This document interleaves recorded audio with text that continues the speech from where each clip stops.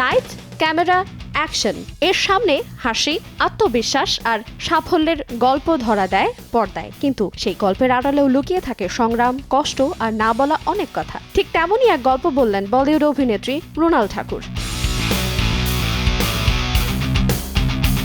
সীতারামম থেকে হাই নান্না, একের পর এক কাজ দিয়ে জায়গা করে নিয়েছেন দর্শকের মনে, কিন্তু শুরুর দিনগুলো মোটেও সহজ ছিল না তার জন্য, বরং সেই সময়টা ছিল কঠিন, কষ্টের আর আত্মবিশ্বাস ভেঙে পড়ার মতো।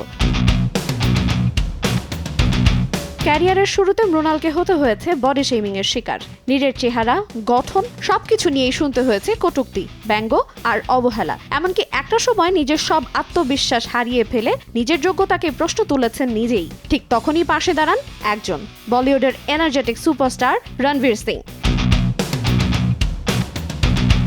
মৃণালের কথায় রণবীরের সেই সময়কার সমর্থন, অনুপ্রেরণা আর বিশ্বাসই তাকে ভেঙে পড়তে দেয়নি, বরং নতুন করে লড়াই করার সাহস জুগিয়েছে। রণবীরের কারণেই টিকে আছেন বলেও উল্লেখ করেন এই তারকা।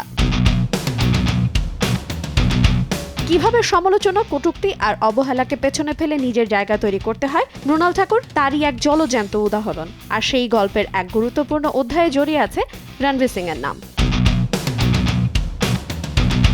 আইরিন আয়াত, সময় সংবাদ।